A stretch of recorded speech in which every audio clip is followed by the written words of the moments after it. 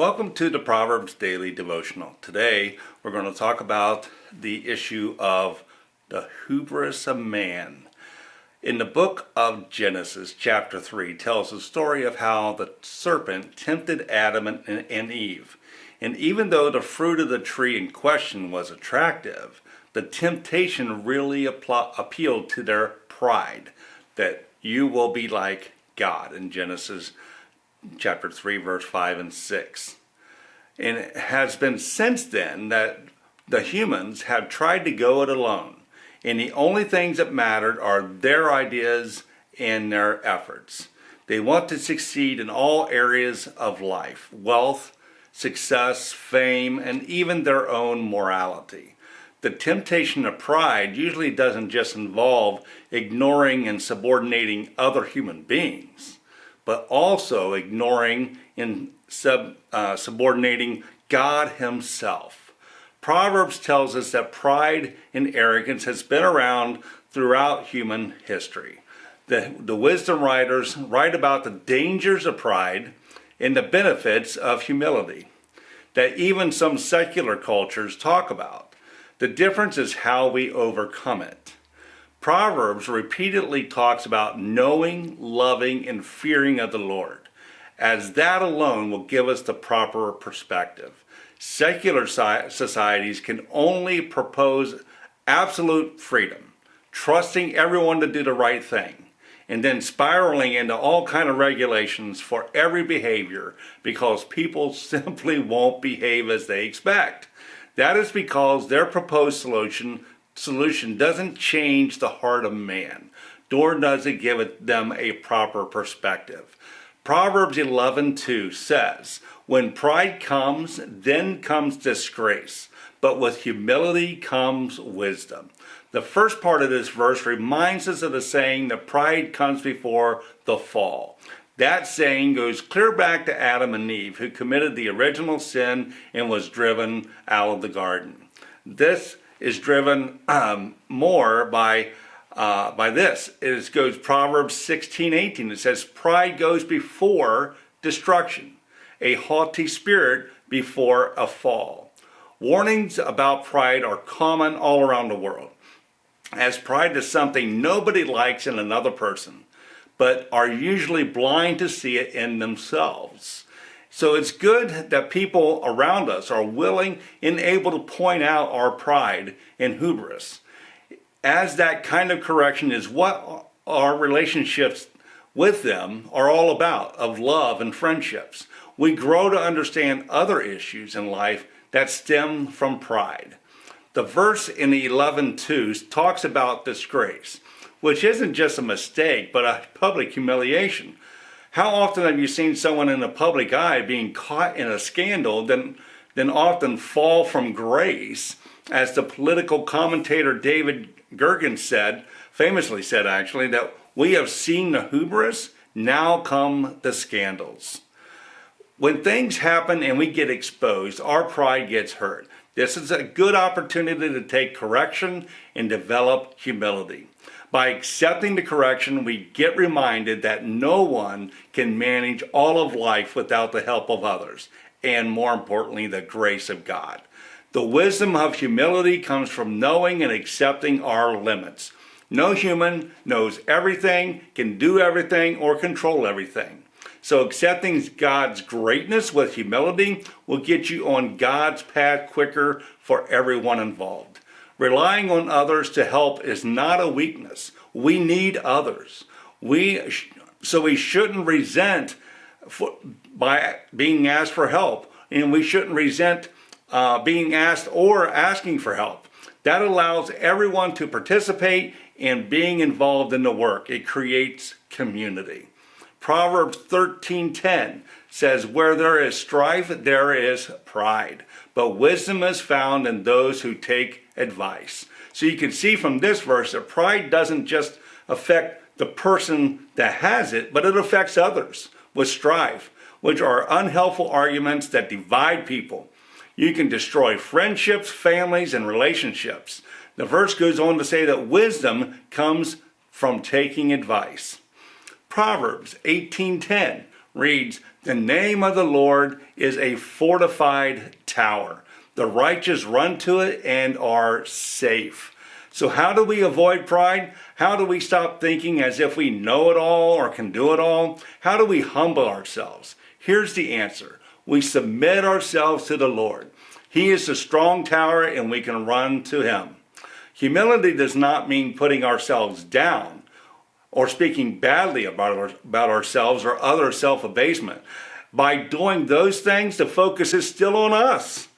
Pride is the view in life which we look down on others and consider ourselves more important than God or anyone else. Pride places the individual above everyone else. It enjoys being first, having more, being more important than others. Pride rarely actually takes pleasure in the things and experience that create pride. Rather, it wants the feeling of being superior. Pride wants to have more wealth than others rather than actually enjoying the wealth. They're not as concerned about that. They just want to have more. It's like having something precious or rare and then not enjoying it. It's just the fact that they have it and others don't. Some folks even boast about being humble, which is in reality pride itself. It's all about them. In an African proverb, it says, "The higher the monkey climbs, the greater the number of people who can see his hind end." So that's humbling in itself. So pride, or humility rather, isn't thinking less or thinking of yourself, or thinking less of yourself rather, but it's actually thinking of yourself less. So it's not putting yourself down, but thinking about others first. Humility doesn't enjoy being superior. The proper view of humility is looking up toward the greatness of God. The humble person is keenly aware that God is the sole source of greatness. They don't exalt themselves or put themselves down. We look to God, who is our tower, which is above all. And we can develop humility by allowing us ourselves to see the greatness of everything in creation and God himself. Proverbs 15:33 writes, "Wisdom's instruction is the fear of the Lord, and humility comes before honor." The fear of the Lord, you'll see in Proverbs, is a common theme. And like, for example, in Proverbs 1:7, it says, "The fear of the Lord is the beginning of knowledge." In Proverbs 9:10, it says, "The fear of the Lord is the beginning of wisdom." So the fear of the Lord is the recognition of his will, recognizing his will and his way, especially in his moral law that leads to instruction in wisdom. Remember what Moses told the Israelites in Deuteronomy chapter 4, verse 5 and 6. It reads, "See, I have taught you decrees and laws as the Lord my God commanded me, so that you may follow them in the land you are entering to take possession of it. Observe them carefully, for this will show your wisdom and understanding to the nations, who will hear about all these decrees and say, surely this great nation is wise and understanding people." God's law is wisdom and understanding, and the nation that fears the Lord will obey those laws and receive their wisdom and understanding.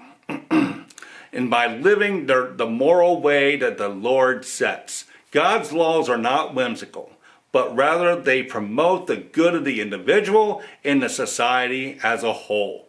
We see that the fear of the Lord and humility are actually linked together, and only together do we see and live the goodness that God provides. In Proverbs 11:14 it says, "For lack of guidance a nation falls, but victory is won through many advisors." Many people these days view society as a bunch of independent individuals, making their own decisions about moral issues as they see fit. The good life is viewed as few responsibilities to others, while they seek pleasure and enjoyment. Proverbs rejects that view for a more interdependent one. The first part shows that society will fail or fall without guidance, which denies the exchange of ideas or advice for the good of the individual or society. Guidance makes up experiences in history, both success and failures. Wise people apply lessons from experience in history, either good or bad, to the present situations. That is why older people are an essential part of guidance. Sadly, with the current use of social media, younger folks don't learn much from the older generation through their stories and experiences. Instead, they are constantly connecting with friends and peers that unfortunately don't know any more than they do. So unfortunately, we may well see us repeating history because we ignore or don't learn from history. So we see that these things are the issues. One, the hubris of man, the I know best and it's all about me mentality. True wisdom comes from humility, recognizing the greatness of God, ignoring the wise among us and their past experience in history. And society will succeed only when we recognize that everyone is needed and we are part of the whole with God in the center. All of Proverbs draws us to a deeper, more meaningful relationship with God, and that's what the whole objective of Proverbs is about. I hope you enjoyed this lesson today, and we'll look forward to you next time. In the meantime, have humility. Thank you and God bless.